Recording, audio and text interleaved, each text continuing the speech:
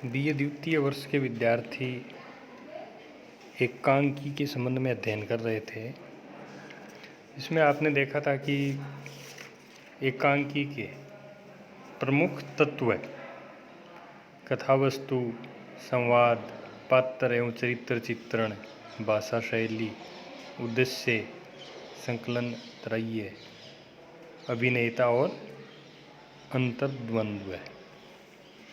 इसके बाद मन में एक जिज्ञासा स्वाभाविक रूप से उत्पन्न होती है कि एकांकी और नाटक में अंतर क्या है। इससे पहले आप ये देखें कि जिस प्रकार से उपन्यास का कथानक विस्तृत होता है और उसमें जीवन के विभिन्न पक्ष समाहित होते हैं और कहानी जो है उसमें सीमित अभिव्यक्ति होती है, उसी प्रकार से नाटक और एकांकी की स्थिति है। नाटक जो है वो अपने सुदीर्घ व्यापार, विस्तृत कथा आदि के कारण उसको गौरव की स्थिति प्राप्त होती है, जबकि एकांकी जो है उसमें लघु व्यापार, लघु कथा और लघु चारित्रिक संकेत होते हैं। तो एकांकी की महत्ता उसकी लघुता में है, उसमें सीमित कार्य व्यापार होता है और सीमित ही चरित्र चित्रण। आप ये भी कह सकते हैं कि उसमें संक्षिप्त विचार अभिव्यक्ति होती है और उसी में उसकी सुंदरता समाहित है। एकांकी जीवन के किसी महत्वपूर्ण अंश को प्रकाशित करती है, या ये कहें कि किसी एक विचार को प्रकट करती है, किसी एक समस्या का उद्घाटन एकांकी करती है।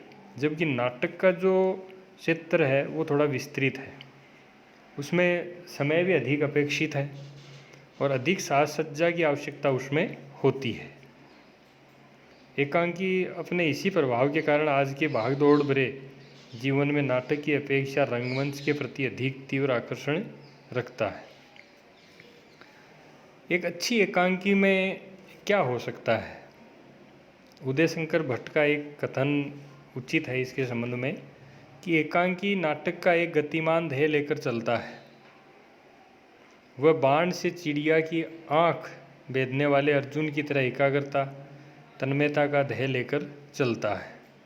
नाट्यकार प्रारंभ में आवश्यक सामग्री प्रस्तुत करके चरित्र चित्रण को संवाद, चेष्टा, भावभंगी के सहारे दिखलाता है और बीच अथवा अंत में एक ऐसी अवस्था आकर उपस्थित हो जाती है जहाँ घटना तीव्र वेग से गतिमान होने लगती है और एक धक्के की तरह या तो रुक जाती है, जिसे देखकर दर्शक अभिभूत हो उठता है, या फिर वह और आगे चलती है और परिणाम दिखाकर समाप्त हो जाती है।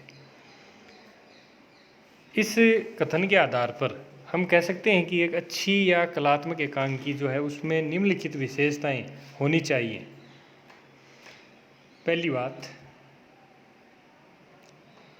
अपने छोटे आकार की वजह से एकांकी में एक सुव्यवस्थित आकर्षक घटना का वर्णन होना चाहिए, क्योंकि उसमें जो गौण कथाएं हैं उनके लिए ज़्यादा अवसर नहीं होता है।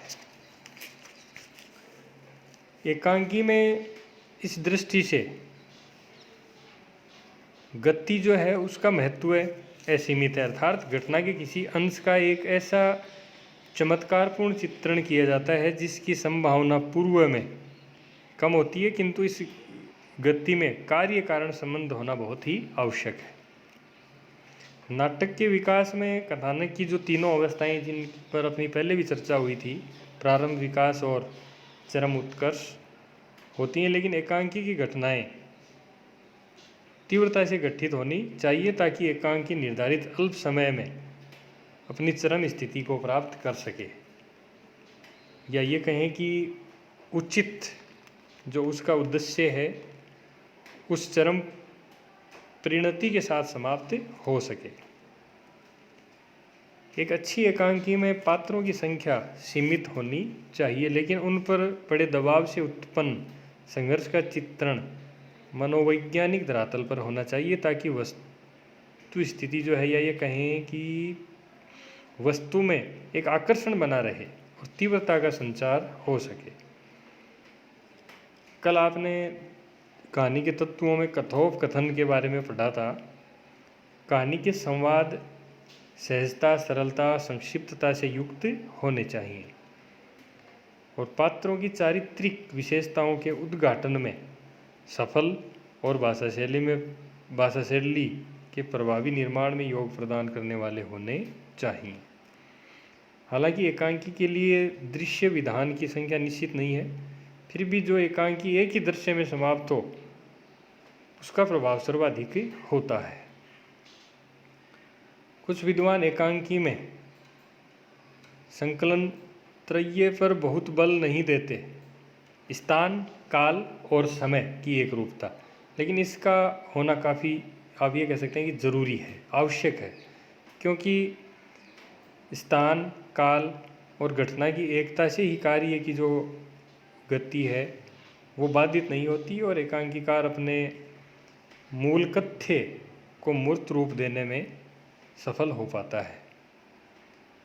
यह सच है कि एकांकी की रचना रंगमंच की दृष्टि से की जाती है और उसका उद्देश्य मनोरंजन होता है, लेकिन जो एकांकीकार एकांकी की मूल संवेदना को जीवन के किसी महान उद्देश्य से जोड़ने में सफल होते हैं, वे लंबे समय तक पाठकों और दर्शकों के स्मृति पटल पर छाए रहते हैं।